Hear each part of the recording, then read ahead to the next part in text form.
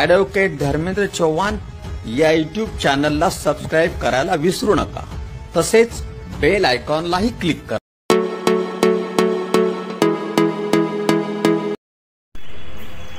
बऱ्याच वेळा काय होतं, नवरा बायकोमध्ये डिस्प्यूट क्रिएट होतात आणि अलीकडे मोबाईलचं प्रमाण खूप वाढलेलं आहे। व्हॉट्सअप घरोघर झालेलं आहे, प्रत्येकाकडे अँड्रॉइड मोबाईल आहे आणि अँड्रॉइड मोबाईलच्या माध्यमातून एकमेकांशी रिलेशन्स मेंटेन केले जातात, संबंध साधले जातात आणि अनेकांची प्रेम प्रकरणं पण या मोबाईलच्या माध्यमातून, फेसबुक आहे, ट्विटर आहे, या माध्यमातून संबंध रिलेशन्स मेंटेन्स होतात आणि विवाहित स्त्रिया देखील या बाबतीत मागं नाही आहे, त्या पण असे रिलेशन्स मेंटेन करतात आणि हे जे प्रकरण आहे हे खूप इम्पॉर्टंट झालेलं आहे। मोबाईल हा आता अलीकडे जीवनावश्यक घटक झालेला आहे। व्हॉट्सअप चॅटिंग हा त्यातला एक भाग आहे।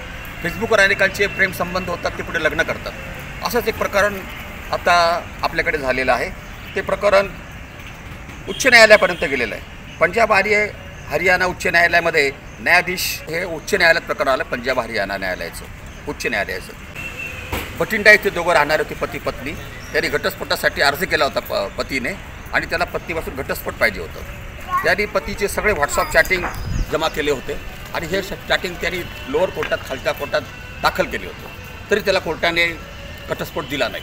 मग त्यांनी पंजाब हरियाणा कोर्टामध्ये अपील केलं, त्यांनी दिला नाही। मग हे प्रकरण सुप्रीम कोर्टापर्यंत गेलं आणि नागारत्न जे साहेब आहेत सुप्रीम कोर्टाचे न्यायाधीश, यांनी खूप छान जजमेंट त्याच्यापूर्वी पण दिलेलं आहे। त्यांनी हा जो निर्णय दिलेला आहे हा खूप महत्त्वपूर्ण आहे। बायकोचे तिराईत पर्सनबरोबर, व्यक्तीबरोबर असलेले व्हॉट्सअप चॅट्स हे पुराव्याचा भाग म्हणून ग्राह्य धरण्यात यावं। कसं असतं, पती पत्नीमध्ये जे काही संवाद होतात, जे काही बोललं जातं, हे गुप्त ठेवावं असं कायद्यामध्ये प्रोविजन आहे, ते बाहेर येऊ नये आणि त्याचा पुरावा म्हणून वापर केला जाऊ नये अशी लॉमध्ये कन्सेप्ट आहे। दोघांमध्ये रिलेशन्स असतील पती पत्नीमधले, तर पत्नीच्या बाबतीमध्ये असे जर काही प्रकार असतील, व्हॉट्सअप चॅटिंग, फोटोग्राफ्स वगैरे, तर हे जगजाहीर पुरावा म्हणून धरू नये, त्याला गुप्तता पाळली जावी।